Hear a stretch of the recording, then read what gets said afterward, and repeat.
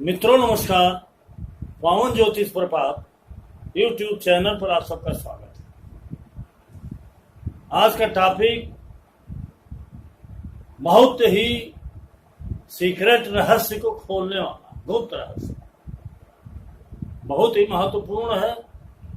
और एकाएक मेरे दिमाग में आया कि अपने विद्यार्थियों को, दर्शकों को, जिज्ञासुओं को इस रहस्य की जानकारी हो।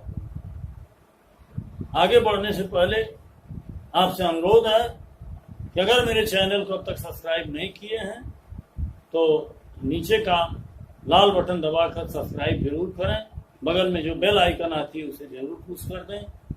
मित्रों को शेयर जरूर करें ताकि अधिकतम लोगों तक वीडियो की जानकारी मिल सके, अधिकतम लोगों को इसका लाभ मिल सके। अगर वीडियो पसंद हो तो लाइक जरूर करें और वीडियो को आदि से अंत तक पूरा देखें। टाइटल है, यदि राहु या केतु अपने ही नक्षत्र में हैं तो फलादेश कैसे। इफ राहु और Ketu are in their own nakshatra, how to make a decision. Title से ही आप समझ गए होंगे कि मैं क्या कहना चाहता हूं। अब तक 200 से ऊपर वीडियो मैंने दिया है और राहु केतु पर बहुत चर्चा किया है। अन्य ग्रहों पर भी बहुत बार विचार हुआ है और आप बहुत से मित्र हमारे ऐसे हैं जो समझ करके ज्योतिषी हो गए हैं, अच्छा प्रोफेशन कर रहे हैं। बराबर उनसे संवाद होता है, वो बताते हैं कि मेरे वीडियो बहुत उपयोगी है। आपसे बार बार मैं बता चुका हूं कि केवल व्यूअर और सब्सक्राइबर की दृष्टि से मैं वीडियो नहीं बनाता। वीडियो एकदम केपी नियमों के अनुसार सूत्रवत और लॉजिकल होता है और इसको बराबर देखने वाले दर्शक या ज्योतिष में रुचि रखने वाले हमारे मित्र या विद्यार्थी और विद्वान लोग इसका लाभ अधिकतम ले रहे हैं। आम लोग भी ले रहे हैं, उनकी जिज्ञासा जग रही है। तो मित्रों, आज का ये टॉपिक है कि राहु और केतु यदि अपने ही नक्षत्र में हो तो फलादेश कैसे करें। आप सब विदित हैं कि जब बार बार वीडियो में बताया गया है कि जब कोई ग्रह अपने ही नक्षत्र में, देखिए ग्रह मेनता केपी सिस्टम में 4 स्टेप होता है। एक होता है ग्रह किस भाव में है और किस भाव में उसकी राशि, और एक स्टेप होता है ग्रह किस नक्षत्र में और वो नक्षत्रेश, नक्षत्र का स्वामी किस भाव में है, किस भाव में उसकी राशियां। ये बहुत महत्वपूर्ण होता है क्योंकि नक्षत्र के माध्यम से जो फल मिलता है वो सबल फल मिलता है। नंबर 1 का उगल और जिस भाव में ग्रह स्वयं होता है उसका 2 है। 3rd स्टेप होता है उसका उप नक्षत्र स्वामी और 4th स्टेप होता है वो उप नक्षत्र स्वामी किस नक्षत्र। तो मित्रों, बार बार बताया गया है कि कभी कभी स्थिति ऐसी आती है कि जब कोई ग्रह अपने ही नक्षत्र में हो तब उसका फल कैसे हो। तो उसमें बताया गया जब कोई ग्रह अपने ही नक्षत्र में हो तो उसका उप नक्षत्र स्वामी उसके नक्षत्रेश का काम करता है। ये देखना पड़ता है कि वो किसके उप नक्षत्र में, और संयोग से कभी कभी उसी ग्रह का नक्षत्र भी होता है, उसी ग्रह का उप नक्षत्र भी होता है। तब ये देखा जाता है कि उसका उप नक्षत्र स्वामी किस नक्षत्र, उसका किस नक्षत्र में, मतलब उसका उप नक्षत्र क्या है, उसका स्वामी कहाँ है। मतलब उसके अगर कोई ग्रह अपने नक्षत्र में है तो उसके उप नक्षत्र स्वामी को देखा जाता है, और अपने उप नक्षत्र में भी है तो उप नक्षत्र स्वामी को देखा, तभी सही फलादेश मिलता है। लेकिन राहु और केतु में यह रहस्य बताना आवश्यक था। बहुत ही गोपनीय रहस्य है यह और बहुत ही अछूता रहा है अब तक। मैं उसी बारे में आज डिस्कस करने जा रहा हूं क्योंकि जब तक इस रहस्य को आप नहीं समझ जाओगे फलादेश में कभी कभी दिक्कतें आती हैं। जैसा कि आप सभी जानते हैं कि notes are stronger than other planets. से बार बार कहा गया। राहु और केतु तो नक्षत्रों पर ही आधारित नहीं रहते, बल्कि उसमें 4 कंडीशन होती है बताया गया। सबसे पहले तो राहु और केतु पर जिस ग्रह की दृष्टि होती, क्योंकि राहु केतु का अपना कोई घर नहीं होता, छाया ग्रह होते हैं, मैग्नेटिक ग्रह होते हैं, लेकिन इनका प्रभाव व्यापक। तो राहु और केतु पर जिस ग्रह की दृष्टि होती उसका मेन प्रभाव ये देते। दृष्टि अगर किसी की नहीं है तो जिस ग्रह की ज्योति होती है, योग होता है, उसका मेन प्रभाव देते। योग भी अगर किसी का नहीं है तो जिस ग्रह के नक्षत्र में, तो उसका प्रमुख फल देते। और अगर नक्षत्रेश भी नहीं है तो वह जिस ग्रह की राशि में है उसका फल देते। यही स्थिति बनती है। अन्य स्थितियों में भी फल देते हैं, लेकिन मेन फल उसी ग्रह का।